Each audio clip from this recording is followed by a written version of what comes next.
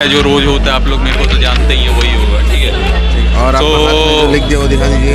हाँ, हाथ में माँ नहीं लिखा है एक्चुअली। 58.9 kg है, बिल्डिंग खेल रहा है। सो गाइस, बल्किंग में जो हम चैलेंजेस फेस किए, जो मेरे क्लाइंट चैलेंजेस फेस करते, कभी कभी बॉडी का उस हिसाब से ग्रोथ नहीं होता जैसा हम लोग एक्सपेक्ट करते हैं। ठीक है, क्यों नहीं होता है, मेरा अप्रोच क्या है, बाकी लोग से अलग है। सो बेसिकली इस वीडियो के एंड तक आपको सारा इंपॉर्टेंट एडवाइसेस मिलेगा जो कि रिलेटेड टू डाइट, ट्रेनिंग को, कार्डियो करना या नहीं करना ड्यूरिंग बल्किंग, एब्स अगर करना है तो कितने बार करना है। ठीक है, अगर आप एथलीट हो या मॉडल हो या एक बॉडी बिल्डर हो, अगर आप साइकिल चला रहे हो तो कैसा, क्यों, कब, किस लिए चलाना है, साइकिल के एंड में आपको क्या क्या करना है, PCT वगैरह, अगर आप लोगों को मसल रिटेन करना है तो वो कैसे करेंगे।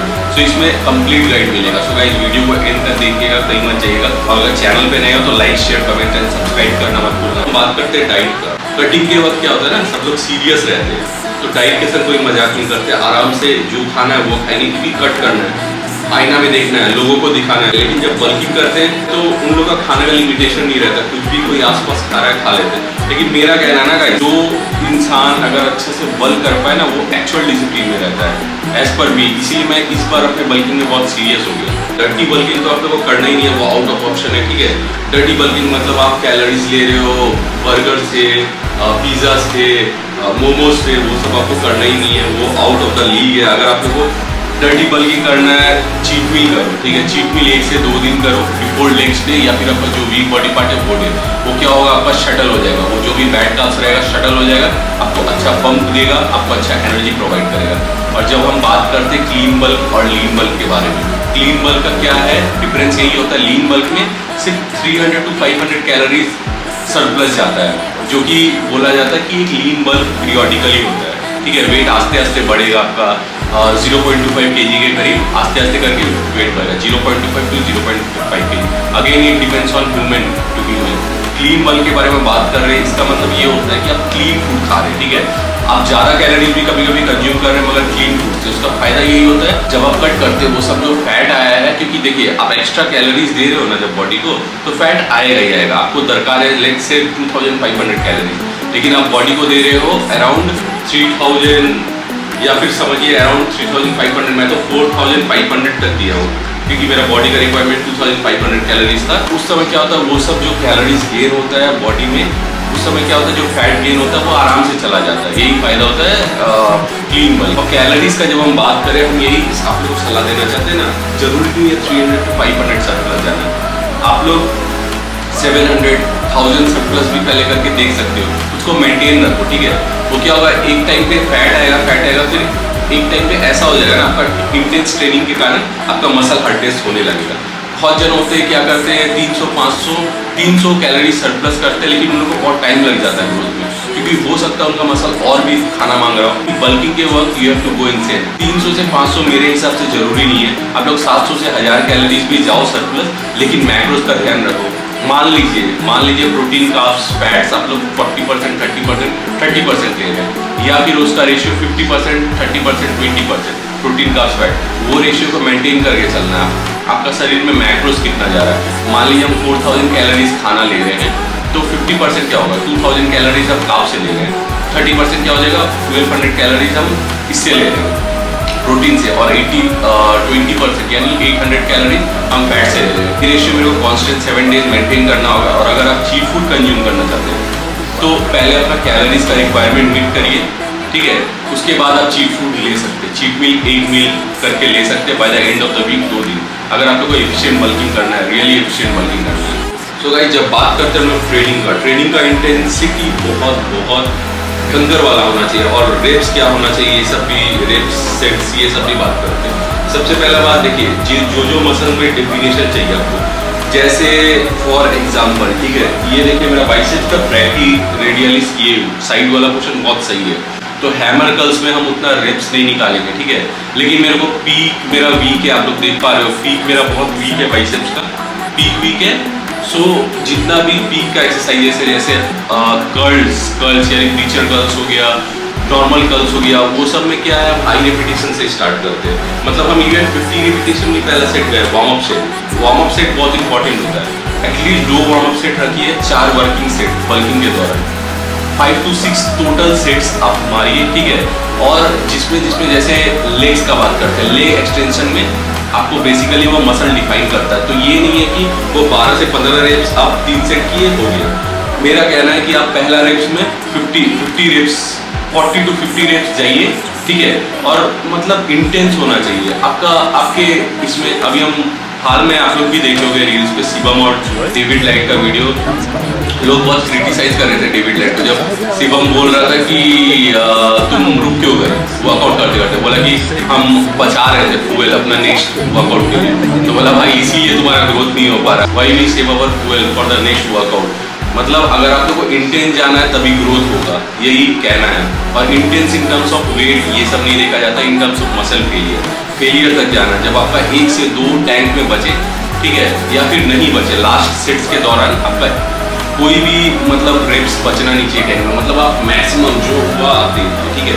तो देखिए जैसे आप 5 सेट कर रहे हो, स्टार्टिंग में आप किए 40 to 50 रेप्स, फिर 30 to 40 रेप्स, फिर 20 to 30 रेप्स। ये सब हम डेफिनेशन का वर्कआउट्स का बात कर रहे हैं। अगर हम बात करते हैं डेल्टॉइड्स में, तो डेल्टॉइड्स में रियर डेल्टॉइड्स आपका वीक रहता है। रियर डेल्टॉइड्स जो बेंड ओवर, आप कहीं पे अपना सिर सटा लीजिए कोई बेंच पे, जो बेंड ओवर रियर डेल्टॉइड्स है उसको एटलीस्ट आप वही फंडा फॉलो करिए। 40 to 50 रेप्स अगर आप लोगों को डेल्स इंप्रूव करना है, 30 to 40 रेप्स, 20 to 30 रेप्स, फिर 5 सेट, फिर लास्ट का जो 3 वर्किंग सेट रहेगा उसमें 20, 15, 12, 10 ऐसे करके, मतलब 6 से 7 टोटल सेट आपको लगाना है, ठीक है। और ट्रेनिंग का और हम बात करें तो देखिए जब आप जा रहे हो, छोड़ रहे हो, ठीक है, नेगेटिव रेप्स आस्ते, जब पुल कर रहे हो, मान लो पुल कर रहे हो 1 सेकेंड, जा रहे हो 2 से 3 सेकेंड। फिर जब चेस्ट प्रेस का बात कर रहे हो, पुल कर रहे हो 1 सेकेंड, जब नीचे जा रहे हो 2 से 3 सेकेंड। ये slow tempo, muscle mind connection. किसी भी लड़की के बारे में नहीं सोचना है वो क्या कर रहा है, नहीं देखना है वो कपल क्या कर रहा है, टिकटॉक या ये बना रहा है, वो नहीं देखना है। Focus on your mind and muscle, क्योंकि वो मेन है, वो आप लोग को नेक्स्ट लेवल में लेके जाएगा। ये सब रीजन है कि मेरा ग्रोथ पिछले 8 साल में उस हिसाब का नहीं हो पाया जो कि मैं चाहता था, क्योंकि मैं ये सब में रहता था, ठीक है। तो मसल और माइंड बहुत मेन होता है वर्कआउट में। ये जनरली कोई बोलता नहीं है, लेकिन जब आप कर रहे हो ना, आप सोचो उस मसल के बारे में, कैसा फील हो रहा है, वो मसल कैसे खुल रहा है, बंद हो रहा है। एक बार माइंड में सोचो, अपने आप देखना आपका इंटेंसिटी प्रेशर वहाँ चला जाएगा और लगने लगेगा। Just imagine you working out shirtlessly, ठीक है, शर्टलेसली सब देख रहे हैं और वो मसल कॉन्ट्रैक्ट और एक्सपेंड हो रहा है, ठीक है। इससे बेस्ट तरीका हम नहीं बता सकते माइंड मसल कनेक्शन का। जब हम बात करते हैं रेस्ट का, तो वो 45 सेकेंड्स टू 1.5 मिनट भी हो सकता है, मतलब 45 सेकेंड्स टू 120 सेकेंड्स आपका रेस्ट हो सकता है। क्योंकि बल्किंग के वर्क बेसिकली जब आप भारी वेट से मार रहे हो तो इतना रेस्ट आपको लेना बनता है, क्योंकि आपका मसल फाइबर्स को जो रिक्रूट कर रहे हो वो नेक्स्ट बार के लिए रेडी नहीं होगा, समझ रहे हो ना। नेक्स्ट बार के लिए अगर आपको उसको रेडी करना है, इंटेंस ट्रेनिंग के लिए मैक्सिमम ज़्यादा से ज़्यादा रेप्स निकालना है, तो आपको थोड़ा सा उसको रेस्ट देना होगा। लेकिन वही जब हम बात करें स्टार्टिंग में, जब वार्म अप सेट्स आप करोगे तो रेस्ट उतना नहीं लेना है, 30 सेकेंड्स से 1 मिनट ले सकते हो, क्योंकि वार्म अप सेट्स में आप लाइट वेट्स यूज करोगे, ठीक है। वर्कआउट के बीच पानी पीना है कि नहीं, हाँ जरूरी है गाइस।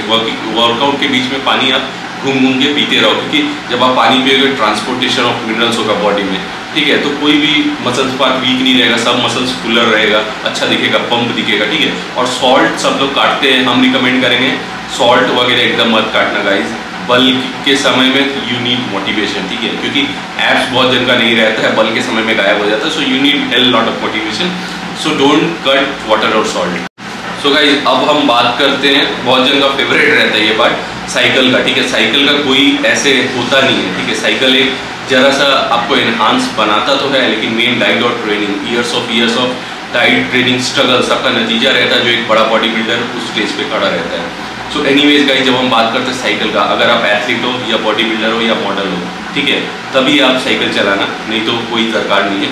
और कब चलाओगे आप ये भी बता देते हैं। आप अपना नेचुरल पोटेंशियल देख लियो, मतलब 5 साल से वर्कआउट कर रहे हो, आप नेचुरली देख लियो कहाँ तक जा सकते हो, ठीक है। बल्किंग कटिंग करते करते अब आपको और एडिशनल मसल ग्रोथ चाहिए, क्योंकि आपको नेशनल्स रिप्रेजेंट करना है, इंटरनेशनल रिप्रेजेंट करना है, मे बी बड़ा स्टेज पे जाना है। उस हिसाब से अब आप लोग को मसल ग्रोथ चाहिए, फैट लॉस चाहिए, बट आप लोग को मसल रिटेन करके रखना है। एचजीएच भी मैंने देखा है 21-22 के एज में लोग स्टार्ट कर देते हैं, लेकिन मेरा वही मानना है, फिर से 6-7 साल एटलीस्ट खुद का जीएच पोटेंशियल देखो, ग्रोथ हार्मोन, ठीक है, कितना आप लोग को मैक्सिमम आउटपुट दे रहा है। नहीं तो उतने कम एज में आप ये सब तो लगा लोगे और बाद में जाके समझ रहे हो आप लोग अगर 40 इयर्स में बॉडी बिल्डिंग या 45 इयर्स में रिटायर कर रहे हो तो उतना 25 इयर्स आपका मसल स्ट्रेस में रहेगा। जनरली सब बोलते हैं टेस्टा डेका का कर दो ठीक हो जाएगा, लेकिन मेरा कहना है पहले टेस्ट करो, ठीक है। आपका ऑर्गन पार्ट कितना सही है कितना नहीं सही है वो देख लो। टेस्ट में क्या क्या करोगे, LFT liver function test, KFT kidney function test, आपका लिपिडो प्रोफाइल कैसा है, ठीक है। उसके बाद आपका कोलेस्ट्रॉल, आपका हार्ट हेल्थ, ठीक है। और लास्टली आपका रहेगा टेस्टोस्टेरोन टेस्ट, ठीक है। टेस्टोस्टेरोन आपका कितना है आपके बॉडी में, उस हिसाब से आपका साइकिल पूरा चलाना पड़ेगा। जैसे मान लीजिए आपका लीवर का थोड़ा सा SGPT या ये बढ़ा हुआ है, ठीक है, तो हम क्या करेंगे उसमें आपको वो सब कंपाउंड जैसे एनाड्रोल हो गया, ठीक है, डेका हो गया, वो सब का उतना हाई डोसेज नहीं रखेंगे या फिर एनाड्रोल रखेंगे ही नहीं क्योंकि वो आपके लीवर पे अफेक्ट करता है। तो हर एक ड्रग्स का या फिर साइकिल का अलग अलग एडवांटेज, यूटिलिटीज, बॉडी सुटेबिलिटी होता है जो कि लोगों को समझना चाहिए। कोच आँख बंद करके जो असाइन कर देते हैं ना, आप लोग एक एक करके रिसर्च करिए और ऐसा कोच को बताइए, ठीक है। फिर मान लीजिए किसी का हार्ट हेल्थ अच्छा नहीं है तो उसको हम टेस्टा का ज़्यादा डोज नहीं दे सकते, उसको हम बोल्डेनॉन भी नहीं बोलेंगे कि पूरा इम्प्लीमेंट करो, ठीक है। सो ये सब का हमको बहुत साल लगा रिसर्च करके बैठ के। एक्चुअली हम पहले जहाँ काम करते थे अमेजोन में रिलेटेड टू ड्रग्स था, ठीक है, तो हमको हर वीक में एक एक ड्रग्स के ऊपर प्रेजेंटेशन बना के अपना टीम को बताना पड़ता था, ये ऐसा सीन है वैसा सीन है। इसीलिए हमको एक एक जो भी ड्रग्स है, बोल्डेनॉन हो गया, टेस्टा हो गया, डेका हो गया, इसके बारे में इतना नॉलेज है, इसका हाफ लाइफ कितना होता है। हाफ लाइफ का बात करते हैं, अगर आप बल्किंग पे जो भी लॉन्ग एस्टर्स रहता है ना उस पर आप ज़्यादा इन्वेस्ट करिए, क्योंकि देखिए लॉन्ग एस्टर्स क्या होगा आपके बॉडी में ज़्यादा देर तक रहेगा, आपके बॉडी में स्लो रिएक्ट करेगा, उतना आपको साइड इफेक्ट ऑब्वियसली होगा लेकिन उतना आपको फील नहीं करने देगा और आप ज़्यादा देर तक चला सकते हो उसको। लेकिन वही compare to short esters, so basically long esters हर एक फॉर्म का हम बात करें जब टेस्टा एनहांटेड, ट्रेन एनहांटेड, ये सब लॉन्ग एस्टर्स है जो कि लेट से बॉडी में घुसता है, ठीक है। उसको 1 वीक से 10 डेज मिनिमम लगता है और मैक्सिमम तो 15 डेज के ऊपर, और वो लेट तक रिएक्ट करता है, बहुत सही बॉडी स्लो ग्रोथ होता है और बहुत डेंजर होता है, ठीक है। और बॉडी से लेट से भी जाता है। और फिर जब हम बात करते हैं शॉर्ट एस्टर्स, मतलब उसका हाफ लाइफ कम होता है, टेस्टा प्रोपियोनेट, सीपियोनेट उसका फॉर्म होता है। वो सब क्या होता है बॉडी में जल्दी जाता है, एक बार मारे फिर आपको 2 दिन बाद फिर से आपको मतलब लगेगा वो ड्रग, फिर 2-3 दिन बाद फिर से आपको लगेगा। सारा प्रिकॉशनरी मेजर्स लेके चलना। अगर आप लोग को ये सब रिलेटेड टिप्स एंड एडवाइसेस चाहिए, आप लोग मेरे चैनल इंस्टाग्राम पे भी मैं हूँ @saurav_42। आप लोग मेरे से पूछ सकते हैं या फिर मैं ऑनलाइन ट्रेनिंग भी दे। और आपको हमेशा अपना लीवर हेल्थ, ओमेगा कैप्सूल्स और हार्ट हेल्थ, लिपिडो बोल के भी एक कैप्सूल आता है ऑर्गेनिक इंडिया का, किडनी का भी, किडनी एंड लीवर फंक्शन का भी एक कैप्सूल आता है ऑर्गेनिक इंडिया का, और मिल्क थिसल नाम का ये सब टैबलेट्स आप लोग को हमेशा अपने डाइट में ब्रेकफास्ट के बाद इंक्लूड करना है ताकि कोई प्रॉब्लम ना हो, ठीक है। हम बात करते ये सब खत्म हो गया तो कितना टेस्ट करना है आप लोग को। मेनली सब लोग बोलते हैं 3 टेस्ट करने, स्टार्टिंग में, बीच में साइकिल के। मान लीजिए 3 मंथ 12 वीक्स का साइकिल है तो स्टार्टिंग में एक बार स्टार्टिंग का साइकिल में एक बार चेक किए टेस्ट कैसा है, बीच का में चेक किए ज़्यादा इम्पैक्ट तो नहीं कर रहा ना, कितना डिफरेंस हुआ, ये जो हम 6 वीक्स यूज़ किए कितना डिफरेंस हुआ, फिर लास्ट का 12 वीक्स में एक बार चेक करना है। तो आप लोग को पता चल जाएगा आप किस लेवल पे खड़े, आपको कौन सा ड्रग बंद करना है। ये ड्रग अगर ये ऑर्गन अफेक्ट कर रहा है तो उसको कम्प्लीटली हटा दीजिए अपने लाइफ से। सो ये सब हो गया बात। अब जब PCT का बात करते हैं थोड़ा सा रुकिए, साइकिल खत्म हुआ है, 12 to 15 डेज रुकिए, ताकि उस समय अगर आप करेंगे आपका पैसा वेस्ट होगा, क्योंकि उस समय आप स्टॉप कर रहे हैं तो ऐसे ही एलिवेटेड रहेगा आपका हर एक चीज़। तो 12 to 15 डेज रुकिए, टेस्ट कराइए, उसके बाद जो रिजल्ट निकल रहा है उस हिसाब से आप SCG, क्लोमिड, ये सब बोला जाता है लेने के लिए। SCG क्या होता है, जो टेस्टोस्टेरोन इंस्टेबिलिटी हो जाता है, हार्मोन्स इंस्टेबिलिटी होता जाता है, टेस्टा ज़्यादा हो जाता है, कन्वर्शन टू एस्ट्रोजन होने लगता है, तो उसको बचाने के लिए ये रहता है SCG। आपको कितना डोसेज चाहिए, 2000 IU हर ऑल्टरनेट डेज जनरली सब आंख बंद करके बोल देते हैं, लेकिन ऐसा नहीं है। जिसका लोअर डोसेज है उसको उतना नहीं लगेगा, 1000 IU लगेगा। जिसका उससे भी हायर डोसेज है तो उसको हायर डोसेज लगेगा। All depends on your test and knowledge of your coach. If you want a safe career in this industry, body building and fitness industry.